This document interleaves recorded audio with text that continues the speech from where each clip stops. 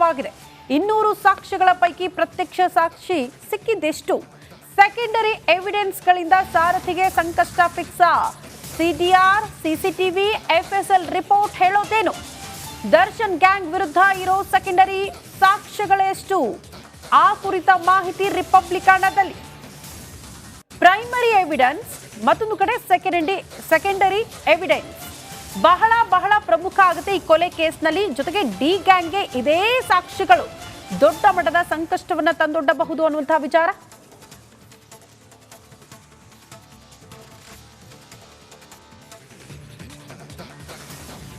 ರೇಣುಕಾಸ್ವಾಮಿ ಕೊಲೆ ದೃಢವಾಗ್ತಾ ಇದ್ದಂತೆ Darshan and gang ಭಾಗಿ ಬಗ್ಗೆ ಪೊಲೀಸರು ಕಲೆ ಹಾಕಿರುವ ಸಾಕ್ಷಿಗಳು ಎಷ್ಟು ಗೊತ್ತಾ? ಆ ಕುರಿತ ಮಾಹಿತಿ ರಿಪಬ್ಲಿಕನದಲ್ಲಿ ಒಂದು ಸ್ಟೋರಿ ಇದೆ, ನೋಡ್ಕೊಂಡು ಬರೋಣ. ರೇಣುಕಾಸ್ವಾಮಿ ಕೊಲೆ ಆಕಸ್ಮಿಕವಲ್ಲ, ಪ್ರೀ ಪ್ಲಾನ್. ಸೆಕೆಂಡರಿ ಎವಿಡೆನ್ಸ್ ನಲ್ಲಿ ಡಿ ಗ್ಯಾಂಗ್ ಸಂಚು ಬಯಲು. ಚಿತ್ರದುರ್ಗದ ರೇಣುಕಾಸ್ವಾಮಿ ಕೊಲೆ ಕೇಸ್ ತನಿಖೆ ಅಂತಿಮ ಹಂತವನ್ನ ತಲುಪಿದ್ದು, ಶೀಘ್ರದಲ್ಲೇ ನ್ಯಾಯಾಲಯಕ್ಕೆ ಆರೋಪ ಪಟ್ಟಿಯನ್ನ ಸಲ್ಲಿಸಲು ಪೊಲೀಸರು ಸಿದ್ಧತೆಯನ್ನ ಮಾಡಿಕೊಳ್ತಾ ಇದ್ದಾರೆ. ಬೆಂಗಳೂರು ವಿಧಿವಿಜ್ಞಾನ ಪ್ರಯೋಗಾಲಯದ ಎಲ್ಲಾ ವರದಿಗಳು ಕಾಮಾಕ್ಷಿಪಾಳ್ಯ ಪೊಲೀಸರ ಕೈ ಸೇರಿದೆ. ಹೈದರಾಬಾದ್ನ ಸಿಎಫ್ಎಸ್ಎಲ್ನ ವರದಿಗಳು ಮಾತ್ರ ಬರಬೇಕಿದೆ. ಅವುಗಳು ಕೂಡ ಇವತ್ತು ತಲುಪುವ ಸಾಧ್ಯತೆಗಳಿವೆ.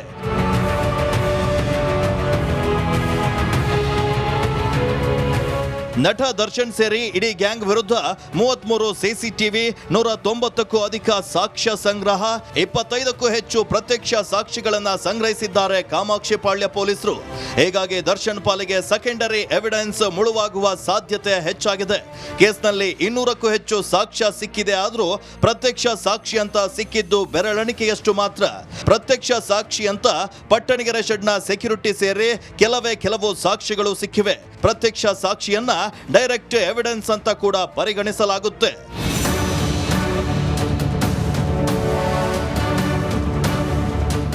ಎಸ್, ನೇರ ಹೇಳಿಕೆಗಳು ಡೈರೆಕ್ಟ್ ಎವಿಡೆನ್ಸ್ ಆದ್ರೆ ಸೆಕೆಂಡರಿ ಎವಿಡೆನ್ಸ್ಗಳಾದ CDR, CCTV, PM report, photography, FSL, CFSL report ಹಾಗೆ ಸಾಂದರ್ಭಿಕ ಸಾಕ್ಷಿಗಳ ಹೇಳಿಕೆ ಇವೆಲ್ಲವೂ ನಟ ದರ್ಶನ್ ಅಂಡ್ ಗ್ಯಾಂಗ್ ವಿರುದ್ಧವಾಗಿದೆ.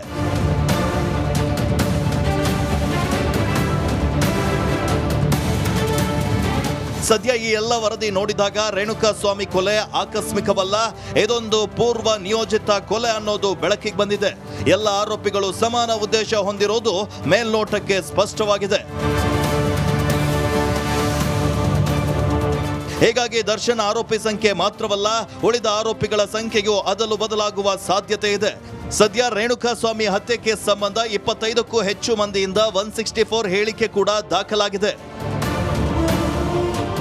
Dhruvaraj, crime bureau, Republic Kannada. ಮರ್ತೋಗ್ಬಿಟ್ವಿ ನಾವು ಅಲ್ವಾ? ಈ ಮೂಡ ಹಗರಣ, ಪಾದಯಾತ್ರೆ, ಮತ್ತೊಂದು ಮಗದೊಂದು ಪ್ರಜ್ವಲ್ ರೇವಣ್ಣ. ಈಗೇನಾಗಿದೆ, ಚಾರ್ಜ್ ಶೀಟ್, ಎರಡನೇ ಚಾರ್ಜ್ ಶೀಟ್, ಇನ್ನೊಂದು ಚಾರ್ಜ್ ಶೀಟ್ ಸಲ್ಲಿಕೆ ಆಗಿದೆ. ಎಷ್ಟೋ ಪೇಜ್ ಇದ್ದು, ಒಂದು 2000 137 ಸಾಕ್ಷಿಗಳು ಮತ್ತು ಪೇಜು, ಆಮೇಲೆ ಸಾಕ್ಷಿ, ಒಂದಿಷ್ಟು ಜನಗಳ ಸಾಕ್ಷಿ, ಎಲ್ಲ ಮಾಹಿತಿ ಬಂದಿದೆ. ಅಂದರೆ ಈ ಪ್ರಜ್ವಲ್ ರೇವಣ್ಣ ತನ್ನ ಅಧಿಕಾರದ ಅಮಲಿನಿಂದ ಏನೆಲ್ಲ ಮಾಡಾಕಿದ್ದಾನೆ ಅಂತಂದರೆ, ನಾವು ಮೊದಲೇ ಹೇಳಿದ್ವಲ್ಲ, ಅಜ್ಜಿನ ಬಿಡಲಿಲ್ಲ, ಅಜ್ಜಿಯ ಮಗಳನ್ನು ಬಿಡಲಿಲ್ಲ, ಸಿಕ್ಕ ಸಕ್ಕವ್ರನ್ನ ಬಿಡಲಿಲ್ಲ, ಮೊಬೈಲಲ್ಲಿ ಫೋನ್ ಮಾಡೋದು, ಫೋನ್ ಮಾಡಿದಂಥ ಅದಿದು ತೋರಿಸು ಅನ್ನೋದು, ಆ ಪಾಪ ಆ ಕಡೆ ಇದ್ದವರಿಗೆ ತೋರಿಸಿದ್ರೆ ಇನ್ನು ನನ್ನ ಮಗ ರೆಕಾರ್ಡ್ ಮಾಡ್ಕೋತಾನೆ, ತೋರಿಸಿಲ್ಲ ಅಂತಂದರೆ ಕಾಟ ಕೊಡ್ತಾನೆ.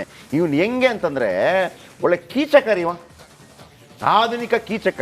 ಇವನು ಫ್ರೀಯಾಗಿ ಬಂದರೂ ಕೂಡ ನೀವು ಅಲ್ಲಿ ಆಸನದಲ್ಲಿ ಇರೋಕ್ಕೆ ಬಿಡಬಾರ್ದು, ಓಡಿಸ್ಬಿಡ್ಬೇಕು. ಆತ ಇಲ್ಲಿ ಸೆಟ್ಲ್ ಆಗಬಾರ್ದು, ಇಂಡಿಯಾದಲ್ಲಿ ಸೆಟ್ಲ್ ಆಗಬಾರ್ದು. ಹಿಂಗಾಗ್ಬಿಟ್ರೆ ಹೆಂಗಾಗುತ್ತೆ, ಪ್ರತಿಯೊಬ್ಬರು ತಾಕತ್ತಿದ್ರೆ ಏನು ಬೇಕಿದ್ರೆ ಮಾಡ್ಬೋದು. ಹಂಗಾಗಬಾರ್ದು ಸರ್, ಹಂಗಾಗಬಾರ್ದು. ಈ ರಾಜಕಾರಣಿಗಳು ತಮ್ಮ ಪವರ್ ಇದೆ ಅಂತ ಅಂದ್ಬಿಟ್ಟು ನೋ ವೇ, ಓಡಿಸ್ಬೇಕು. ನಿಜ ಹೇಳ್ಬೇಕು ಅಂತಂದರೆ ಕೋರ್ಟ್ ಕೂಡ ಅವರನ್ನು ಒಂದು ರೀತಿಯಲ್ಲಿ ಗಡಿಪಾರ ಮಾಡಿಬಿಡ್ಬೇಕು. ಬಾಕಿ ಕೊಲೆಗೆ ಗಡಿಪಾರಲ್ಲ, ಇಂಥವ್ರನ್ನ ಗಡಿಪಾರ ಮಾಡಬೇಕು. ಇಂಥವ್ರು ನಾಳೆಯಲ್ಲಿ ಓಡಾಡ್ತಾ ಇದ್ರೆ ಅವ್ರಿಗೆ ಹೆಂಗೆ ಅನಿಸ್ಬೇಡ. ಅವತ್ತೊಂದು ಘಟನೆ ಆಗಿತ್ತು, ನಾನೇ ಸ್ಟೋರಿ ಮಾಡಿದ್ದೆ ಈ ಹಿಂದೆ. ರೇಪ್ ಮಾಡಿರ್ತಾನೆ ಅವ, ಪಕ್ಕದ ಮನೆ ಹುಡುಗಿನ ರೇಪ್ ಮಾಡಿರ್ತಾನೆ ಶ್ರುತಿ. ಅವನಿಗೆ ಆ ನಂತರ ಬೇಲೇನೋ ಸಿಕ್ಕಿರುತ್ತೆ. ಈಮ ಡೈಲಿ ಅದೇ ಹೆಣ್ಣು ಮಗಳನ್ನು ಹಲ್ಲುಚ್ಕೊಂಡು ಕಿಸಿತಾ ಇರ್ತಾನೆ. ಮತ್ತೆ ಹೆಂಗಿರ್ಬೇಡ ಪರಿಸ್ಥಿತಿ. ಆ ಹೆಣ್ಣುಮಗಳ ಯಾರ ಹತ್ರ ಏನು ಅಂತ ಹೇಳೋದು. ಹಾಗಾಗಿ ಇಂಥವ್ರು ಕಣ್ಣು ಕಾಣಬಾರ್ದು. ಇದು ಎಲ್ಲಿ ತನಕ ಹೋಗಿದೆ ಅಂತಂದರೆ, ಆಮೇಲೆ ನಾನು ನನ್ನ ಧೃತರಾಷ್ಟ್ರನ ಕಥೆ ಹೇಳ್ತಾ ಇದ್ದೆ, ಭವಾನಿನೂ ಸಪೋರ್ಟ್ ಮಾಡಿದ್ದಾರೆ. ಅಂದರೆ ಗೊತ್ತಾದ ನಂತರ ಪಾಪ ಅದಕ್ಕೆ ಸಪೋರ್ಟ್ ಮಾಡಿದ್ದಾರೆ ಅಂತಲ್ಲ, ಇವನು ಸಿಕ್ಕಾಕೋತಾನೆ ಅಂತೇಳಿ ಆಮೇಲೆ ಅವರನ್ನು ಕಿಡ್ನಾಪ್ ಮಾಡಿದ ನಿಜ.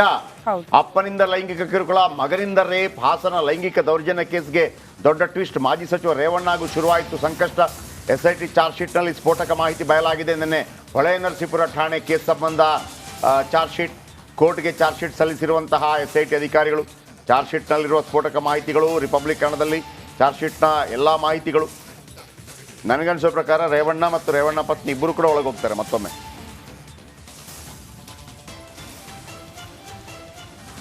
ನೋಡಿ ಇಲ್ಲಿದೆ, ಕೆಲವು ಪಾಯಿಂಟ್ಗಳನ್ನ ಹಾಕ್ತಾ ಹೋಗ್ತೀನಿ, ಅದನ್ನು ಹೇಳಿದರೆ ಆಮೇಲೆ ನಮ್ಮ ಬಾಯಿ ಪಾವನ ಆಗಿಬಿಡ್ತದೆ.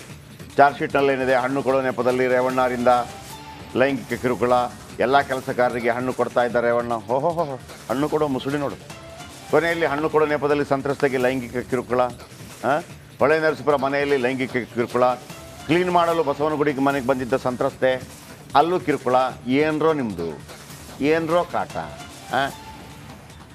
ಅಜ್ಜಿನ ಬಿಡೋದಿಲ್ಲ, ಮಕ್ಕಳನ್ನ ಬಿಡೋದಿಲ್ಲ, ಆ ಹುಡುಗರನ್ನ ನಿಮ್ಮ ಇನ್ನೊಬ್ಬ ಮಗ ಬಿಡೋದಿಲ್ಲ. ಏನರೋ ಫುಲ್ ಫ್ಯಾಮಿಲಿ ಪ್ಯಾಕ್ ಆಗಿಬಿಡ್ತಲ್ರೋ.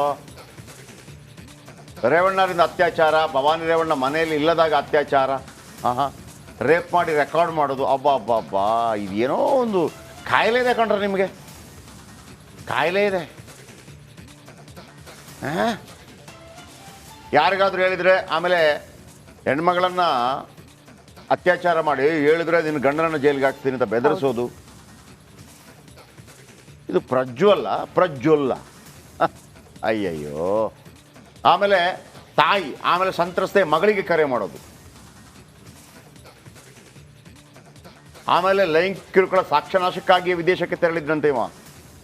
ಅವಾ ಭಗವಂತ ದೊಡ್ಡವನಪ್ಪ, ಸೋಲಿಸ್ಬಿಟ್ಟ ಇವನನ್ನು. ಇಲ್ಲದ ಯಾರು ಇವನನ್ನು.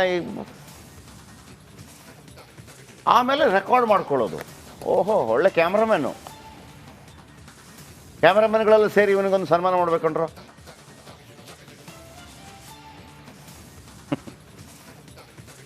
ಬನ್ನಿ ಇದರ ಬಗ್ಗೆ ಇನ್ನಷ್ಟು ಹೆಚ್ಚಿನ ಮಾಹಿತಿ ಕೊಡ್ತಾರೆ ನಾಗರಾಜ್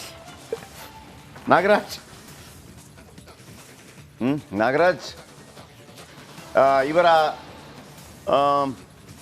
ಸಾಧನೆಯ ಬಗ್ಗೆ ವಿವರಿಸಿ. ಪ್ರಜ್ವಲ್ ರೇವಣ್ಣ ಅವರ ಸಾಧನೆ ಬಗ್ಗೆ ವಿವರಿಸಿ. ಅವರ ಮಹಾ ಸಾಧನೆಯಿಂದಾಗಿ ಏನೆಲ್ಲ ತೊಂದರೆ ಆಗ್ಬೋದು ಅದನ್ನು ಕೂಡ ವಿವರಿಸಿ.